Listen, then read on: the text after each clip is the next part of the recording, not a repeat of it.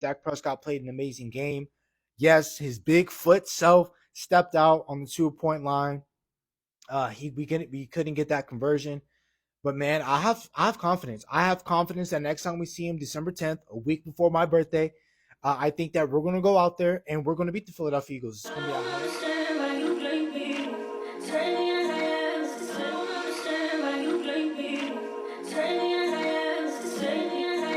Hey yo, so YouTube man, it's your boy Ashton Jackson, and in today's video, I'm going to be talking about how the Dallas Cowboys can beat the Philadelphia Eagles on Sunday, and how confident I am because I did already put that in the front of the video. So before we hop into it, I would appreciate if you guys would like the video, subscribe if you're new, comment and share my video with anyone who you think will enjoy my content. Straight into it, man. You guys already know pretty much how I feel about this game, and really how this team really feels about this game in general too. I just feel like when you watch the Dallas Cowboys and you see how they play, their mannerisms, how they coach, how they tackle, how they play, you can tell this team is very confident playing against division opponents. Uh, that's a given. But when you see them play against other teams in these conferences, whether that be the Jets or the Rams or um, the Patriots, how they feel about everybody. You can tell how confident they feel when they go out there. And when you last saw this team November 5th versus the Philadelphia Eagles, you saw how confident they were, how we were able to put up points, we were able to move the ball up and down the field on this team, everything of that nature, right? So really in this game, everything boils down to what hurt you last time is what's you need to correct those for you to win in this go around against the Philadelphia Eagles. So normally I like going over the injury report. Really, there's not really much to say for the Dallas Cowboys because this is probably going to be the most healthiest you will be all season long. So, Peyton Hendershot, who we activated from IR, which I think he's going to be an unsung hero for you on Sunday because I every single time you guys have been watching the Dallas Cowboys, it's been every single time that we were thrown to our tight ends, it has been Jake Ferguson in those big games, in those big moments. It has been Jake Ferguson. We tried to lean on and try to rely on Luke Schoonmaker. It isn't happening right now. A lot of people already said around April this year during draft time that that's what Schoonmaker was going to be. He was going to just be a really great run blocker. He's iffy in the pass game. That's the part of his game where he has to get better at. So we knew that wasn't going to come into fruition, and we know that he wasn't going to be ready for that. And for Sean McEwen, he's the same thing like Schoonmaker, really great utility guy, special teams, can block great for you, but he just isn't a pass catcher. We needed an extra element in our hands department because we need that extra weapon offensively that can go out for passes and catch the ball. We know what we got in Ferg. We know what we got in Brandon Cooks. We know what we got in CeeDee Lamb. So that's three. We need an extra. We're trying to get as many weapons as we can involved in the pass game. And with that being said, I think Hendershot coming in for your tight end too, more than likely when we open up the formation and we do go past out of 21 personnel, which will be two tight ends and one running back.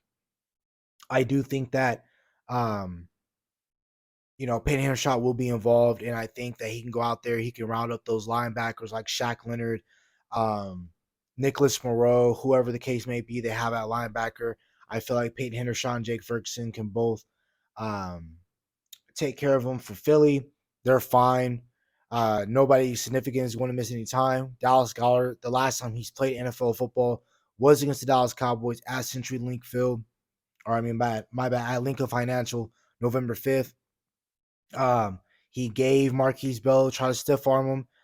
Most times, whatever is in the way of you getting tackled and you being brought down to the ground or the turf, whatever, that's what's going down with you. So if you want to lead with your arm, I'm tackling your arm.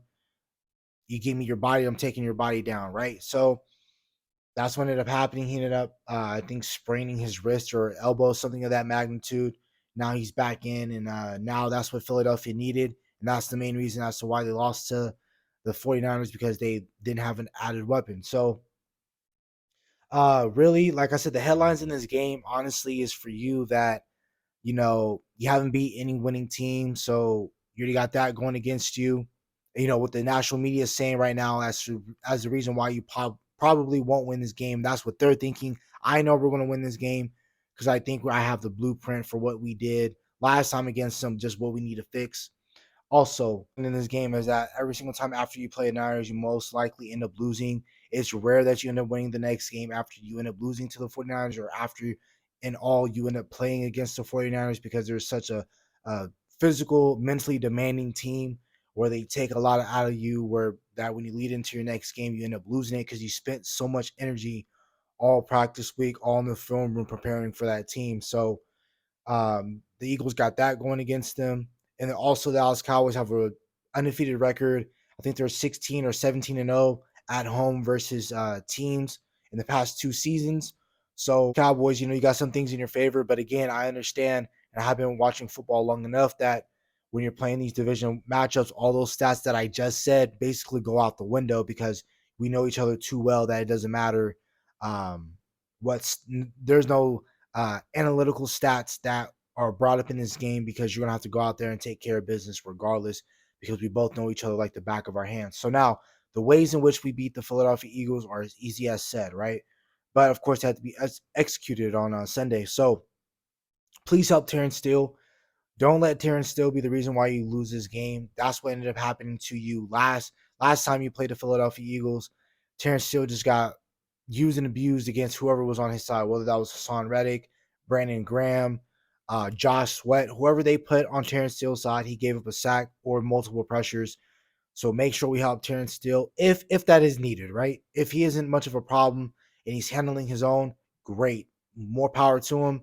But of course, I would do what we did with Jake Ferguson a little bit against Seattle when Boye Mafe was Daryl Taylor was trying to rush on Tyron Smith. We had Jake Ferguson bump him off his mark and go out for a route. I think we should do that with Ferguson, block and release. You check whoever is on Terrence Steele's side, run your route. Things of that nature, right? Help Terrence Steele out. He's going to need it. If he doesn't need it, that's fine. More power to him. Attack their secondary. Again, they're ranked dead last against the pass this year. Attack their secondary, and anybody you can go get.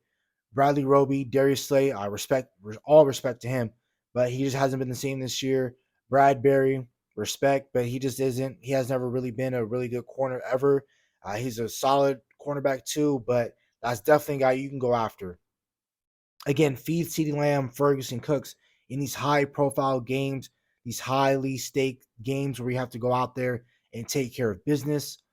Um, Feed your playmakers. That's what's going to get you. That's what got you into this position to make this game a highly matched up game, and why this game is going to be highly televised. Get it, CeeDee Lamb, Ferguson, Cooks, they're going to get you into the playoffs. If you want to go further into the playoffs, those are the three guys that are going to get you there. You're going to need to utilize them. Dak Prescott is going to play an amazing game. We need him to keep playing amazing from December all the way throughout February. So, and also this game really matters for us, because if the Dallas Cowboys want to have one home playoff game, they got to win this game, because then you'll match up with the same record as them, 10-3. A piece for the Dallas Cowboys and the Philadelphia Eagles. You take care of business the rest of the way, meaning for me, take care of business is talking about winning it, right? So if you win all your games, not if, when you win the rest of your games, if Philadelphia loses one more game, you're in for the NFC East. You'll win that. And more than likely, you winning out, them losing 2 games, primes you into the spot to be the number 2 seed. And the number 2 seed is where you want to be, because you don't, being the number 1 seed is tough, because let's say, there isn't an upset in the playoffs between the 6 or the 7 seed, which are the lowest remaining seeds in the playoff seeding. The number 1 seed has to go face those guys, right? So if you're the 2 seed, you would rather much play, you know, Green Bay, LA, Seattle first round, move to the second round and have to play the highest remaining seed. Let that be the Detroit Lions again that you're going to have to see in Dallas. Let that be the game, the division in the divisional round that you see to advance to the championship game.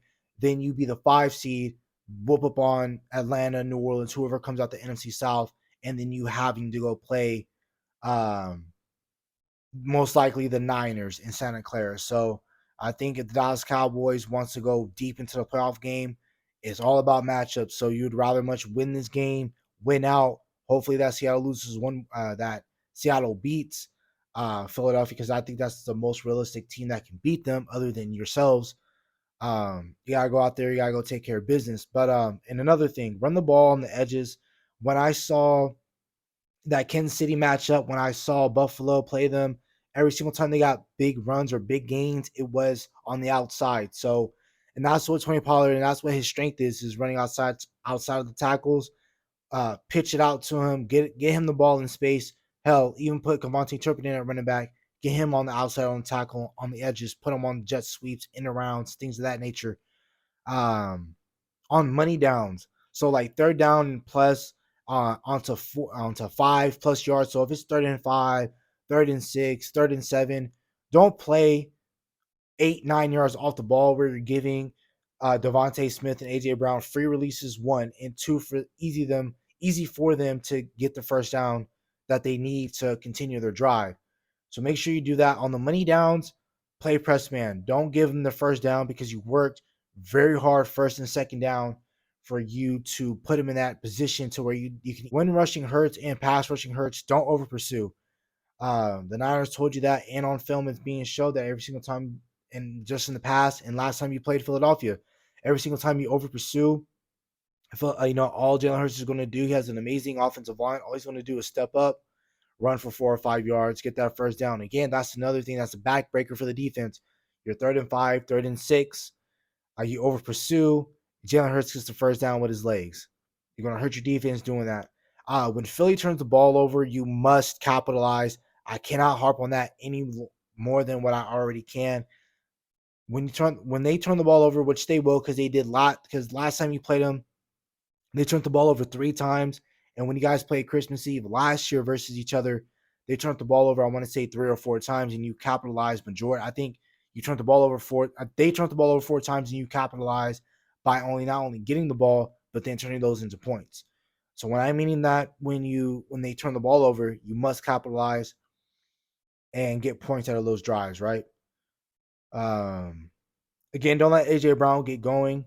I would say when DK Metcalf was torching Deron Bland, that was a horrible matchup for Deron. Put those bigger physical receivers on Gilly. Gilly has to travel, I think, and travel with AJ Brown. I think he can take care of that for him. Red zone, we must be better. Last time we played the Philadelphia Eagles, I believe we were 4 of 8, or like 3 of 5, 3 of 6 at the red zone. We must punch it in the red zone. And a lot of times we only lost the ball game last time by 5 points. And twice we were in field goal range, right? So it's best that we go out down there in certain scenarios late into the game, that third quarter, fourth quarter, take your points. And if everyone in the NFL hates the Philadelphia push, just don't put them in those scenarios. So when the Philadelphia push is getting out there, it looks like they're going into a quarterback sneak, and they just use that great offensive line they do with that great powerful quarterback they do have. All they do is just push Hurts up the middle. They have an offensive line that can push for 2 or 3 yards. So any single time it's 3rd and 2, 3rd and 1, inches, 3rd and inches, 4th and inches, they're going for it because they know they're going to get it with the Philadelphia push. Just don't put them in those scenarios, and everything will be fine, man.